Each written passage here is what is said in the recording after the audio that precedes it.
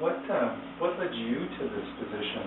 Clearly, I can see a passion for making the connections internationally over health issues and just what church can be internationally. But what got you to this position?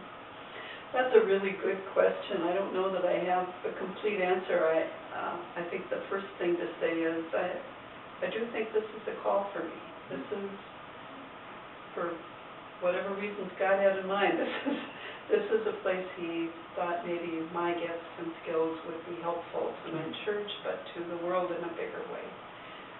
Not that it's about Andrea, but that it's a way that I can engage in this sort of long-term impact work. You know, serving as a bishop was a wonderful opportunity and privilege in this church and in my synod. We have term limits, so I wondered, well, now what do I do? And I was invited to look at this role by the church and thought, oh, you know, I could tick off 3-4 things that as somebody who used to try to help match up pastors to congregations or settings, you know, I think, well, I don't know that I'm the one you should be talking to for this. And then I thought of this little story. When I was a little girl, my parents took me to a school gym, and we stood in line. I was little, but I remember this, perhaps because at the end of the line I got a sugar cube. I probably would have stood in line for a sugar cube, you know, anyway, but that cube contained polio vaccine. So I grew up never worrying about polio, which in fact had been a threat to my parents and previous generations in this country. And now I think of my grandchildren, who aren't quite the age I was at that point, but are coming up to those years, and I think, is there something Grandma can do to make the world a better place for them? We're fortunate in the United States. We don't worry about malaria here. But little girls and little boys like them do in other parts of the country. And I've come to know and meet some of them through my work as a bishop and now continuing in this work. Well, I think I can help this church meet them as well and do what I know it'll want to do to make a difference in their lives. I want to give you an opportunity you have a second part to your title. Yes. The HIV and AIDS strategy. Is there anything about that you'd want to say while you're here as well? That's also an exciting global health initiative. Now, the ELCA has a longer history of engagement around HIV and AIDS work in the international sphere. In global mission, we have partnered with churches and companions and so on for many years.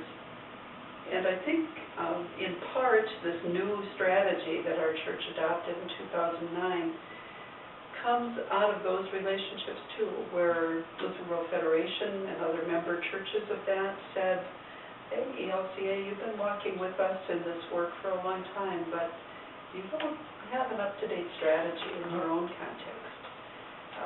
You've got your own setting, and we value you as a global partner, but we also call you to account in your own context. Interesting. So our new strategy around HIV and AIDS is not new so much in the global pieces, although it ramps up and takes us to some new levels and broadens us, and I think that's good. But the threshold is much more noticeable on the domestic side of what the strategy calls the church to do here in this country.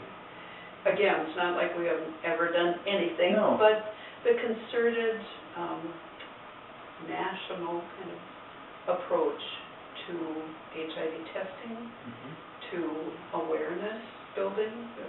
For example, the statistics from the government now say every 9.5 minutes someone in this country is infected with HIV. I don't think we know that. It's not common knowledge for us. There's a face on the pandemic of AIDS that in the ELCA and our congregations, I believe, to a great extent right now, is a global face. So our strategy really calls us to help see that face, because it certainly continues to be a huge crisis globally, but also to add another face, and that's an American one. one of our own.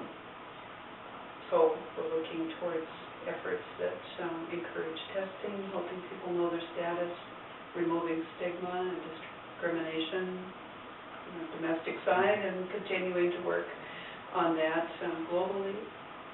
And really education and awareness raising is important for us to do.